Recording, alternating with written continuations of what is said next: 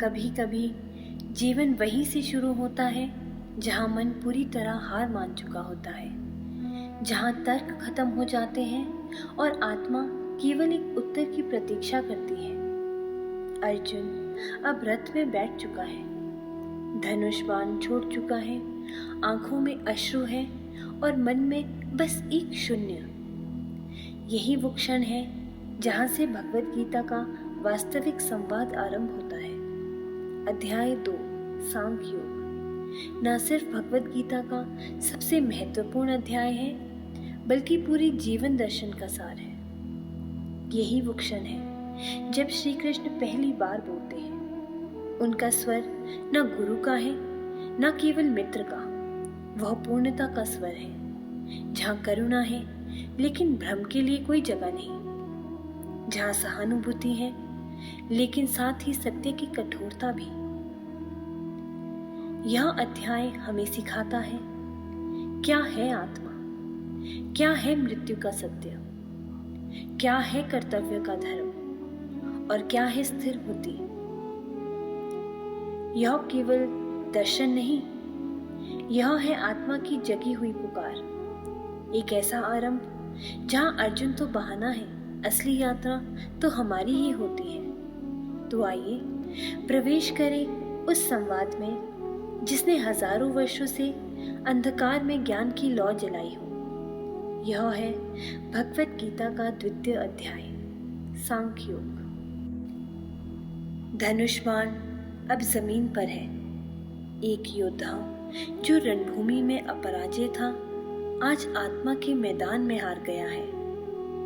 अर्जुन अब मौन है, लेकिन उसके भीतर का कोलाहल चिल्ला रहा है।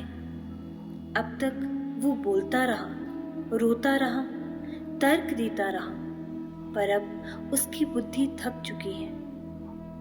और ठीक उसी क्षण जब मन पूरी तरह खाली हो जाता है, तब शब्द जन्म लेते हैं। अब कृष्ण बोलेंगे और उनका पहला वाक्य तीर की तरह लगेगा, क्योंकि जब ज्ञान आता है तो वह पहले हमारी नींव को हिलाता है, फिर नया जीवन देता है। यही आरंभ है सांख्य योग का। जीवन और मृत्यु, शरीर और आत्मा, मोह और बुद्धि, सबके बीच का अंतर अब स्पष्ट होने लगेगा। संजय उवाच तं तथा कृपयाविष्टम् अश्रुणा कुलेक्षणं विषिदन्तमिदं वाक्यम् उवाच मधुसूदना। संजय बोले, उस समय जब अर्जुन करुणा से भर गया था, आंखों में आंसू छलक रहे थे और मन पूरी तरह विषाद में डूबा था, तब मधुसूदन श्री कृष्ण ने उससे यह वाक्य कहा। अर्जुन टूट चुका है, उसका हृदय भावुक है, पर यही वो क्षण है जब गुरु का वचन जन्म लेता है। यह श्लोक बताता है कि जब मन पूरी तरह खाली होता है, तभी उसमें ज्ञान का बीज बोया जा सकता है। जब हम सबसे अधिक टूटे होते हैं, वही वो क्षण होता है जब ईश्वर हमारे भीतर बोलने को तैयार होते हैं। श्री भगवान उवाच कुतस्त्वाकश्मलमिदं विषमे समुपस्थितम् अनार्यजुष्टमस्वर्ग्यम् अकीर्तिकरमर्जुन। भगवान बोले, हे अर्जुन, तुझे यह मोह किससे और कैसे लग गया? यह तो न आर्य पुरुषों के योग्य है, न स्वर्ग दिला सकता है और न ही यश देने वाला है। श्री कृष्ण का यह पहला वचन मृदु नहीं है, यह एक झटका है, क्योंकि अर्जुन जैसे योद्धा को मोह से जगाने के लिए करुणा नहीं, स्पष्टता चाहिए। यहाँ कृष्ण साफ कहते हैं, यह तेरा व्यवहार अनार्य है। तू वो नहीं जो यश और धर्म के पथ से भटक जाए। सच्चा मार्गदर्शक वही होता है जो हमारे मुंह पर प्रहार करता है, ना कि उसे सहलाता है। क्लैप्यमस्मगमः पार्थ नेतत्त्वत्युपपद्यते क्षुद्रं हृदय दौर्बल्यं त्यक्त्वोत्तिष्ठ परन्तप। श्री कृष्ण कहते हैं, हे पार्थ, तू कायरता को प्राप्त मत हो, यह तुझ पर शोभा नहीं देता। हे शत्रुओं का दमन करने वाले, तू इस तुच्छ हृदय की दुर्बलता को त्याग और उठ खड़ा हो। कृष्ण अब अर्जुन के भीतर छिपे नायक को जगा रहे हैं। क्लैप्यम यानी कायरता और परंतप यानी शत्रु दमन करने वाला। शब्दों का चुनाव देखिए। कृष्ण अर्जुन को उसकी ही महिमा याद दिलाकर जागृत कर रहे हैं। भीतर की कमजोरी कभी भी स्थायी नहीं होती। जब कोई आपका सत्य आपको याद दिला दे तो आप फिर से उठ सकते हैं। अर्जुन उवाच कथं भीष्ममहं संख्ये द्रोणं च मधुसूदन इषुभिः प्रतियोत्स्यामि पूजार्हा वरिसूदन। अर्जुन बोले, हे मधुसूदन, मैं कैसे भीष्म और द्रोण जैसे पूज्य गुरुओं पर इस युद्ध में बाण चला सकता हूँ। यहाँ अर्जुन के भीतर की श्रद्धा और मोह टकरा रहे हैं। उसका मन अब भी कह रहा है, यह पूज्य है, इन्हें मैं कैसे मारूं। लेकिन वो यह भूल रहा है कि जब धर्म अधर्म से लड़ता है तो व्यक्ति नहीं, नीति महत्वपूर्ण होती है। जब संबंधन और धर्म टकराते हैं तब परीक्षा होती है कि हम सच्चाई के साथ हैं या भावनाओं के साथ। गुरुन हत्वा हि महानुभावान् श्रेयो भोक्तुं भैक्ष्यमपीह लोके हत्वार्थकामांस्तु गुरुनिहैव भुञ्जीय भोगान् रुधिरप्रदिग्धान्। इन महानुभाव गुरुओं को मारकर राज्य भोगने से अच्छा है कि मैं इस संसार में भिक्षा मांगकर जीवन बिताऊं, क्योंकि अगर मैंने उन्हें मारा तो जो सुख मैं भोगूंगा वह उनके रक्त से सना होगा। अर्जुन अब अपनी वैराग्य भावना को सामने ला रहा है। वह कहता है कि वह भिक्षा का जीवन स्वीकार कर सकता है, पर गुरुओं को मारकर राज नहीं कर सकता। लेकिन यह वैराग्य कायरता का आवरण है। कृष्ण जानते हैं यह त्याग नहीं, कर्तव्य से भागने का रूप है। जब त्याग का भाव मन में आता है तो ध्यान रखना चाहिए कहीं वो कर्तव्य से पलायन तो नहीं।